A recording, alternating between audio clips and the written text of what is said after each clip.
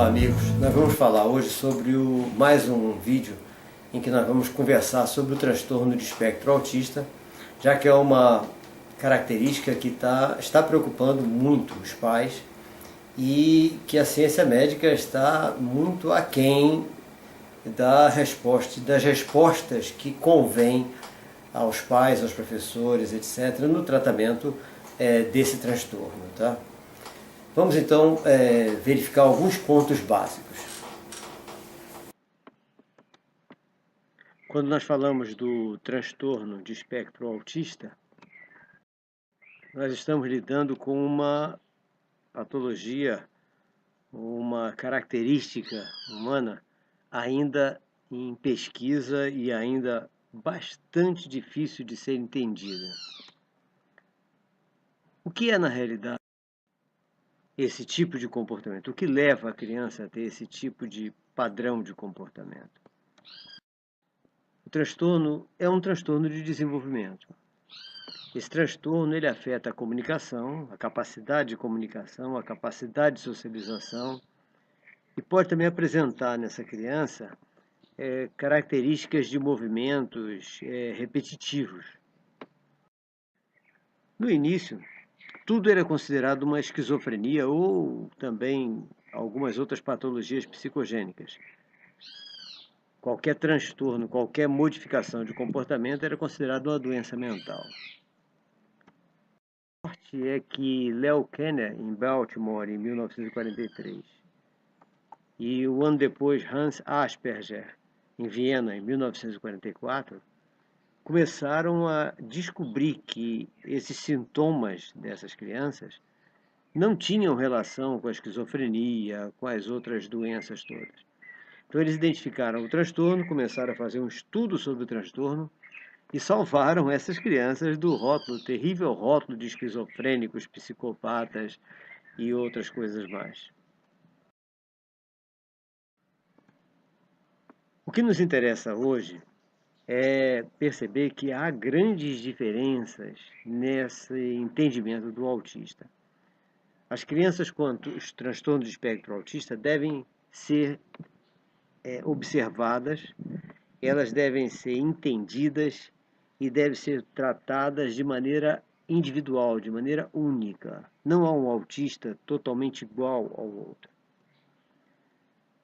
Um menino autista na escola, com características repetitivas, características de falta de entendimento ou falta de atenção, etc., qual seria o futuro de uma criança dessa? Bom, o futuro é nenhum, caso não haja professores especializados, professores dedicados, professores com vontade de fazer o acompanhamento individual desse aluno. Esse acompanhamento individual é o mais importante. Não é difícil, ele é apenas trabalhoso. Com esse acompanhamento individual, nós podemos ter surpresas agradabilíssimas, como, por exemplo, a de Jake Babbitt, um menino que foi considerado, agora há pouco tempo, irrecuperável e que está surpreendendo a própria família e a todos os companheiros, porque novo, ele já está se tornando um físico quântico. Possivelmente vai ganhar um prêmio Nobel breve. Um outro que surpreende o mundo já há algum tempo é Temple Grandin, que se tornou hoje uma das cientistas mais proeminentes no mundo da ciência animal, autista. Tanto Jake Babbitt como Temple Grandin, autistas severos, que foram acompanhados com muito cuidado, muita dedicação e muita paciência por pessoas que foram as responsáveis pela transformação, pela sua transformação. Na realidade, foram responsáveis por fazer despertar nelas as características positivas que todos os autistas têm. Estudos sobre o autismo estão muito atrasados, nós sabemos disso. E alguns resultados vão aparecendo e vão ser extremamente necessários para que nós possamos salvar mais crianças desse rótulo terrível de crianças problema. Hoje nós sabemos que existe uma tendência a entender que o autismo provém de uma predisposição genética, mas também de intoxicação por metais pesados, intolerância alimentar, proliferação de leveduras e bactérias, nutrição inadequada, uso indiscriminado do antibiótico oral, o uso exagerado, o consumo exagerado de alimentos conservados. Mas, de qualquer maneira, a ciência está ainda engatinhando na direção dessas descobertas. O que nós podemos ver hoje é que o gene, ou seja, a predisposição ou defeito genético, os metais pesados, ou seja, a intoxicação por meio de metais pesados, a intolerância alimentar, a proliferação de leveduras e bactérias, a nutrição inadequada, o uso do antibiótico oral e os conservantes dos alimentos são os elementos que já estão sendo considerados como importantíssimos para o desenvolvimento ou o aumento das características dos sintomas dos autistas. Vamos ver como andam essas pesquisas atualmente. Na questão dos genes, a Universidade de São Paulo teve um progresso muito grande esse ano, em 2014, descobrindo que o gene TRP6 com defeito é a causa de pelo menos alguns tipos de transtorno de espectro autista. E o mais importante disso é que foram feitos testes utilizando a hiperfluorina, e a utilização dessa hiperfluorina fez com que esse gene se consertasse e eliminasse o autismo. Algumas características de autista. Essa hiperfluorina é conhecida como erva de São João. Esses estudos precisam ser desenvolvidos bastante intensificados, inclusive, e utilizando pessoas de outras escolas e de outras ciências, para que nós possamos ter brevemente, um resultado bastante promissor na cura do autismo. E seria a própria cura do autismo. Outra característica que também provoca ou aumenta os sintomas autistas são os metais pesados, a intoxicação pelos metais pesados, que são muito comuns como conservante de vacinas. O mercúrio é um deles. Então, o excesso de vacinas com conservantes, e nós estamos já vendo que os laboratórios já estão começando a reduzir esse excesso de mercúrio e de metais pesados, é um dos problemas que tem sido identificado como aumento provocador ou do autismo ou do aumento dos seus sintomas. A intolerância alimentar. Grande parte das crianças que podem se tornar autistas, que já são autistas, tem uma intolerância muito forte ao glúten e à caseína. Diversos países eliminam imediatamente o consumo de glúten e caseína no caso da detecção de problemas de transtorno de espectro autista nas crianças. É a primeira providência, que é tomada, por exemplo, na Noruega.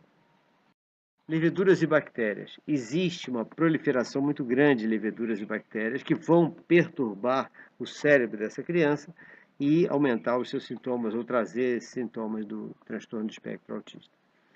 Alguns laboratórios estão fazendo, alguns institutos de pesquisa, análise da flora intestinal para ver de que forma nós podemos entender as razões dessa proliferação de leveduras que vão prejudicar essa criança. A nutrição inadequada é outra coisa que tem sido recomendada para todos os pais que têm filhos com transtorno de espectro autista. O que é isso?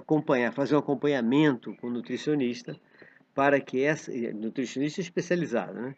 Para que essa alimentação seja, pelo menos, se não for redutora dos sintomas autistas, que pelo menos não intensifique esses sintomas. Logicamente, como nós vimos no item anterior, a caseína e o glúten são dois elementos que devem ser eliminados. O que tem sido observado? Crianças que passaram um período utilizando grandes cargas de antibiótico oral e logo em seguida tiveram vacinações com vacinas com conservantes à base de metais pesados, acabaram aumentando ou desenvolvendo os sintomas do transtorno de espectro autista.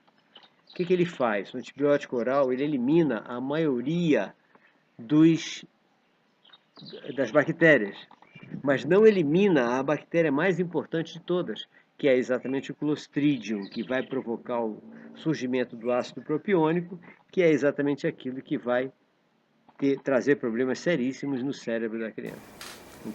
Então, amigos, nós vimos o seguinte: existem vários aspectos importantes, como nós vimos, que precisam ser identificados pelos pais dos autistas e também pelos seus professores. Entre eles, como nós vimos, a intoxicação por metais pesados, a intolerância alimentar, as leveduras e bactérias, nutrição inadequada, o uso do antibiótico oral e os conservantes nos alimentos. O que a gente precisa ver agora? A ciência não apresentou, por enquanto, um estudo profundo sobre a alimentação. Mas o que nós temos visto na redução da eliminação total do glúten e da caseína, nós temos visto uma redução tão grande nos sintomas dos autistas, ao ponto deles começarem a fazer coisas que não faziam, a reduzir a sua irritabilidade, etc., que nós recomendamos. Outra coisa que nós recomendamos, mas por enquanto que não tem nenhum efeito colateral, porque é natural, é a utilização de probióticos. Então o consumo de probióticos diário, e isso recomendado por um nutricionista, obviamente. A eliminação total do glúten. Existem receitas e mais receitas de alimentação saudável sem glúten e sem caseína. Então por que não fazer isso? Enquanto a ciência médica estuda as outras coisas. Por exemplo, como na USP. A USP nós estamos com um estudo realmente bastante avançado em termos do defeito em um gene, como nós vimos aí. Tá? Mas por enquanto nós temos que fazer alguma coisa. Então vamos fazer o quê? Nutricionista. Alimentação saudável, sem glúten, sem caseína. Consumo diário de probiótico. E pronto. Vamos ver o que acontece, vamos analisar, vamos fazer estudos multidisciplinares, ver o que mais que nós podemos orientar aos pais e aos professores de crianças autistas, ok? Outra coisa que nós temos que ter em mente é que toda criança autista precisa de um acompanhamento, é óbvio, a depender do caso, de diversos profissionais. Entre eles quais são? Fonoaudiólogo, psicopedagogo, fisioterapeuta, nutricionista, sem dúvida que o nutricionista é importantíssimo, gastroenterologista, obviamente um psiquiatra infantil ou um neuropsiquiatra. Então esses profissionais são profissionais também de extrema necessidade para o acompanhamento dos autistas. Ok, gente? Vamos então trabalhar em cima disso, estudar isso, discutir esses assuntos e estimular nossos pesquisadores nas universidades que se juntem em equipes multidisciplinares ou transdisciplinares de forma a descobrirmos mais coisas sobre o autismo, para que nós possamos realmente salvar essas crianças de uma incapacidade, de uma impossibilidade de ter sucesso na vida. Um forte abraço a todos, até o nosso próximo encontro.